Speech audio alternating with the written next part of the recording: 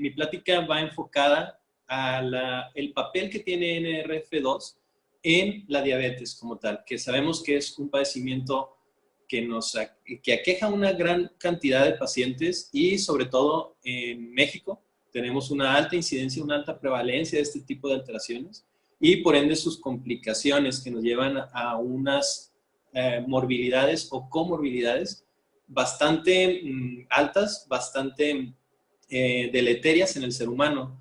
Al momento de estar utilizando este tipo de productos, prometemos mucha salud al paciente, mucha prevención y en algún momento dado revertir ciertas alteraciones.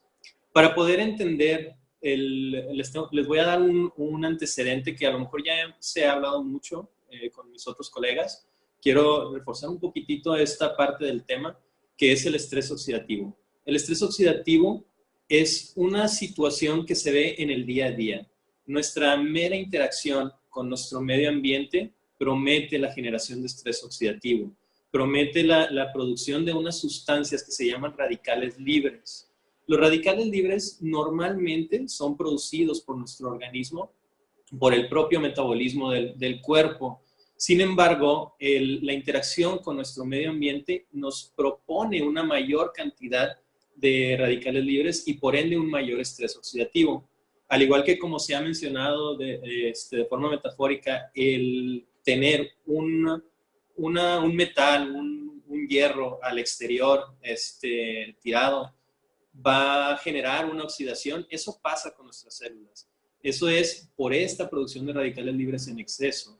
Cabe hacer la mención aquí de que los radicales libres son necesarios en nuestro organismo porque nos ayudan a erradicar ciertos virus, parásitos, hongos, bacterias, etcétera, e inclusive células cancerígenas que eventualmente se producen en cierta cantidad en nuestro organismo. Pero el exceso de radicales libres, como les comentaba ahorita, va a promover una mayor cantidad, sobrepasa esta situación fisiológica normal y nos promete generar un daño como tal, un daño celular, que eso va a promover un envejecimiento celular y por ende, en algún momento dado, que sea visible en nuestro organismo. El hecho de que haya ciertos datos de envejecimiento como tal en el organismo, en la piel, en las articulaciones, etcétera, eso quiere decir que ya hubo mucho daño previamente con esto. Entonces, siempre tiende a haber un equilibrio entre la producción de antioxidantes propios de nuestro organismo, que son los que se producen en nuestras células, para contrarrestarlo, pero puede llegar un momento en que, como les comentaba, esta balanza sea más hacia el lado del estrés oxidativo y es cuando empieza a haber un daño como tal y una enfermedad en algún momento dado. Entonces, ¿cómo actúa un antioxidante? ¿Cómo actúa un radical libre? ¿Qué es esto? En este esquema muy sencillo, muy fácil, podemos ver un antioxidante propio de nuestro organismo, que es el que tenemos aquí en color naranja, marrón. Los antioxidantes son sustancias que en su estructura más básica, que es el átomo, pueden donar un electrón, que es una parte de ellos como tal, y se lo donan a los radicales libres. Los radicales libres tienden por medio del metabolismo, se llegan a producir y tienen una inestabilidad. Entonces, tienden a tratar de robar esos electrones de otras sustancias, que pueden ser moléculas normales o propias de nuestro organismo, para subsistir o llegar a un nivel de estabilidad, de normalidad. Cuando se interactúa con los antioxidantes, tienden a donar esta parte, este pequeñito electrón, hacia el radical libre para que se estabilice y no sigan generando un daño en forma de cascada. Eventualmente esto sigue avanzando, hasta que empieza a dañar más moléculas, si se pierde esta capacidad, si se pierde este equilibrio del que hablábamos. ¿Cómo se genera este estrés oxidativo? Tenemos, como les comentaba ahorita, la mera interacción con nuestro medio ambiente nos va a ayudar a producir todo eso. Entonces, yo sé que mucha gente que está aquí presente ya ha escuchado en la cuestión de estrés oxidativo en mayor o en menor grado, pero hay ciertas sustancias que nos ayudan a promoverlo más. Como pueden saber, me imagino que todos conocen el tabaquismo, obviamente. El tabaquismo promueve una gran cantidad de sustancias nocivas, entre ellas, pues obviamente el estrés oxidativo. Promovemos unas sustancias dentro del estrés oxidativo se llaman especies reactivas de nitrógeno y especies reactivas de oxígeno. Dentro del tabaco hay una gran cantidad, o se produce una gran cantidad de especies reactivas de nitrógeno, que no son más que radicales libres de lo que hemos estado hablando, y empiezan a generar un daño, como pueden ver aquí en la diapositiva, sobre el ADN, una expresión deficiente. Todo esto está en relación con los cambios que hemos hablado o que a lo mejor ya han escuchado, que se llama epigenética. La epigenética es literalmente esas alteraciones que se van sobre el ADN, produciendo una expresión deficiente de nuestro sistema genético. Por eso se propone que a partir de los 20 años de edad ya hay cierto grado de estrés oxidativo, de daño como tal oxidativo, por esta interacción con nuestro medio ambiente. Si le adicionamos factores tóxicos, como lo es el tabaco y demás, obviamente que ese daño o ese estrés se va a ir potencializando, se va a ir creciendo de forma exponencial de acuerdo a cada uno de los estímulos que tenemos.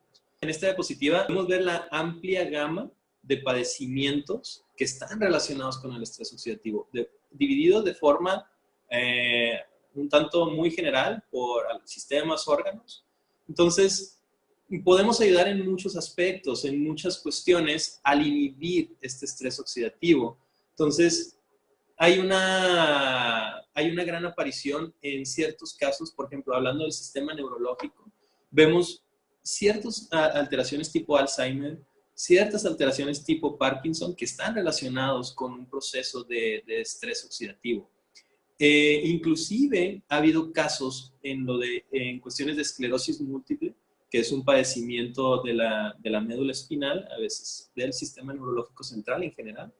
Y sobre todo, como veíamos ahorita en ese proceso inmunitario, en ese sistema inmunológico, que está relacionado, por ejemplo, con padecimientos como artritis reumatoide, como algunos tipos de nefritis, es una enfermedad del riñón. Es decir, yo creo que nos llevaría demasiado tiempo hablar de cada una de las patologías que podemos ver aquí. Se han relacionado alrededor de 300 padecimientos. Yo en lo personal pienso que estamos viendo la punta del iceberg en relación a esta relación, valga la redundancia, entre la aparición del estrés oxidativo y enfermedades, porque es una amplia gama de alteraciones que se ven afectadas o desencadenadas en condiciones ideales por el estrés oxidativo. Hay que entender también que el estrés oxidativo no es el único factor predisponente. Hay muchos factores que pueden detonar una enfermedad. Sin embargo, se sabe de alteraciones, inclusive de crónico-degenerativas, inclusive de cáncer, que no se presentan porque no se les presentaron las condiciones adecuadas. Entre ellos, pues el estrés oxidativo. Y si lo vemos de forma también muy esquemática, tenemos una célula normal aquí en el lado izquierdo de la pantalla, en la parte inferior.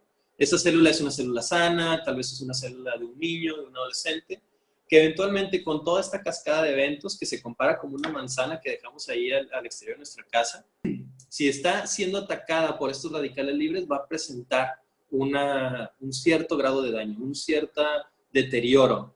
Y eventualmente, si este deterioro sigue, vamos a tener una célula en un estado completamente oxidativo y eventualmente nos va a producir un estado de apoptosis. La apoptosis es una muerte celular programada, es una muerte de la célula donde ya no se pudo corregir el daño, el material genético sufrió todo el daño que necesitaba sufrir o que podía tolerar y nos causa la muerte de la célula. Entramos un poquito en lo que son algunos reportes científicos muy dirigidos a ciertas condiciones. Esta es una noticia que se dio recientemente. No es un artículo completo, pero la importancia que tiene porque se puede relacionar o se puede traspolar a otros estudios nuevos en relación con células madre. ¿Y qué nos dice? Que cuando hay heridas y al permitir la activación del NRF2, estas va a promover la interacción de esas células madres con el tejido afectado y eventualmente promueve la sanación. Entonces, de entrada, por ejemplo, yo me imagino en este tipo de situaciones a pacientes diabéticos con complicaciones por úlceras de cualquier tipo que puedan ser beneficiados con la activación del NRF2. No solamente úlceras, daños a nivel de piel, quemados, etc. Este es un estudio que se hizo específicamente en piel como tal y notó o menciona que estas células madre de los cabellos del folículo piloso eran las que mayor interacción tenían con el NRF2, con estas células, y promovían la sanación de la piel. Entonces, que fue algo que también me llamó mucho la atención. Uno pensaría que las células madres propias de la piel, sin embargo, interactúan estas para producir una mejor tejido, un tejido más rápido. Pero esto, como les comentaba, lo podemos traspolar a algunas otras alteraciones. Células madre, todos los tejidos la tienen, y eventualmente a lo mejor necesitaríamos más estudios que vieran la interacción entre estas células madres y tal vez el corazón, tal vez el páncreas, tal vez otros órganos que tienen relación con estos padecimientos crónico-degenerativos. En este estudio, que es un estudio reciente, esto es un estudio que se publicó en el 2017, nos habla de estos pacientes en donde estaban ya con tratamiento para crisis convulsivas, para epilepsia, y se les dio un tratamiento activador de NRF2 y en los cuales mejoraron sustancialmente. Entonces, así como manera de conclusión, el grupo de investigadores que hizo este estudio nos dice que de todos los hallazgos anteriormente mencionados, se puede hacer una hipótesis de que la activación de NRF2, de la vía metabólica del NRF2, puede proveer estrategias benéficas. Entonces, tenemos ya como que todas estas alteraciones que habíamos visto, las 300 y tantas alteraciones que se pueden relacionar con el estrés oxidativo, entre ellas una de estas, las crisis convulsivas, el paciente puede beneficiarse de la activación del NRF2, puede beneficiarse o tener un efecto terapéutico como tal. Este también es un estudio bastante reciente, bastante interesante, un estudio que revisa varios estudios, conjunta información, que se publicó en septiembre del 2017, bastante reciente, y que nos habla del papel del NRF2 en el problema o en los problemas cardiovasculares. ¿Qué quiere decir problemas cardiovasculares? Pues llámese infarto, insuficiencia cardíaca, cardiopatía por diabetes, etc. Entonces, el aumentar o mejorar la actividad de NRF2 puede ser benéfica y en la cardiomiopatía diabética. Es este daño a las células del corazón, del paciente diabético.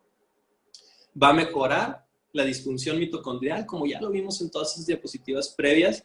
Hay un envejecimiento mitocondrial, hay una disfunción o una alteración de la mitocondria, y con esto vamos a mejorar esas condiciones.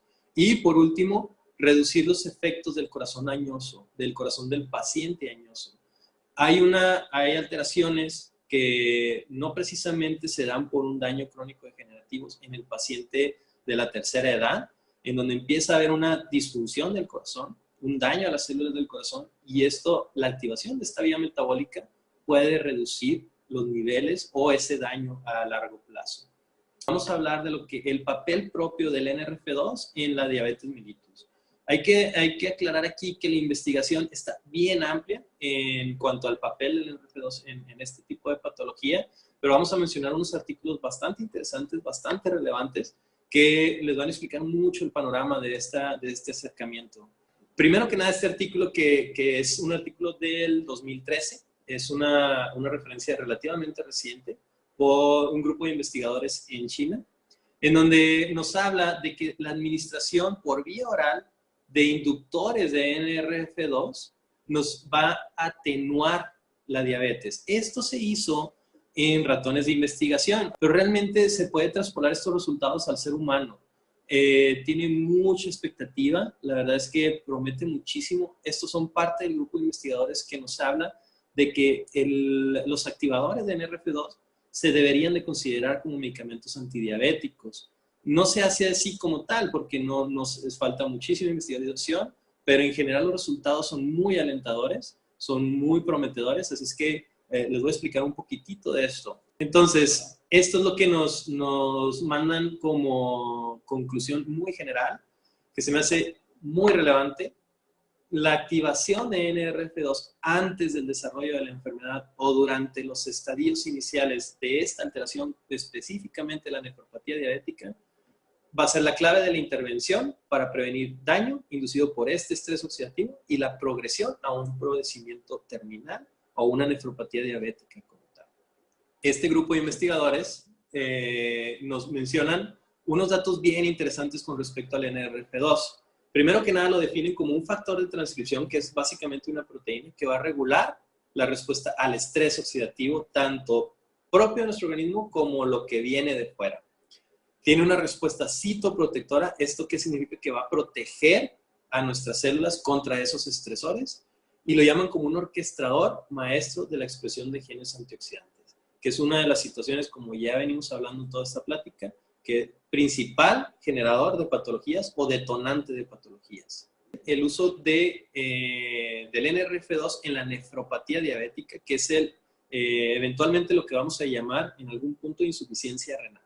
Es la causa o complicación renal más común y la principal causa de enfermedad renal terminal, la nefropatía diabética. La hiperglicemia o esas elevaciones que hemos estado comentando sustanciales de los niveles de azúcar en sangre nos van a promover una producción excesiva de especies reactivas de oxígeno y eventualmente todo ese daño sobre las células del riñón y en algún momento da una insuficiencia renal terminal. Al activar NRF2 vamos a tener una disminución e inclusive una supresión de las especies reactivas de oxígeno que han sido inducidas o generadas por esos cuadros de elevaciones del azúcar. Va a haber una supresión de la disfunción metabólica de las células endoteliales. Ya hablamos de las células endoteliales, que son esa capa que está dentro de las arterias y que eventualmente tiene una función metabólica bastante importante, bastante relevante, y eventualmente una protección contra el daño oxidativo inducido por la misma hiperglicemia en los cardiomiocitos, que son las células del corazón. Ya hablamos de esto en el estudio previo, que nos protege contra ese daño, de ese abotagamiento o ese daño propio en las células del corazón del paciente diabético. ¿Cómo lo demuestran este grupo de investigadores? En base a todo este estudio, que es bastante complejo, bastante elaborado, pero a final de cuentas lo sintetizan en estos párrafos. El papel protector del NRF2 sobre la aparición de la nefropatía diabética, primero que nada los glomérulos, que son unas como bolitas en donde están todas las células y arterias propias del riñón, que es una unidad funcional del riñón, van a estar bajo estrés oxidativo. Ya lo hemos visto, ya se ha comprobado. En estos ratones que no estaban produciendo NRF2, había una mayor producción sustancial de este estrés oxidativo, especies reactivas de oxígeno, y consecuentemente daño oxidativo al ADN, que ya lo comentamos en las diapositivas previas. Estos mismos ratones que no producían NRF2 empezaban a generar una liberación de proteínas cuando normalmente no debería haber proteínas en orina, o la cantidad de proteínas en orina es mínima o prácticamente indetectable, pero empiezan a manifestarse mediante ese daño, empiezan como a tener un filtrado inadecuado y empiezan a tener una condición que se llama glomerulosclerosis, que es como un endurecimiento de esa unidad, ya no puede funcionar, ya no tiene esa maleabilidad, y eventualmente eso va a generar mayor daño renal. Y mediante los estudios de función renal que se les hizo, los estudios que se les hizo bajo el microscopio, etcétera, hubo la sobrevivencia en estos pacientes, en estos ratoncitos, era peor o más deficiente cuando no había NRF2 que con la contraparte. En esos pacientes, en estos ratoncitos que sí tenían una producción adecuada de NRF2, tenían una protección sustancial contra este daño.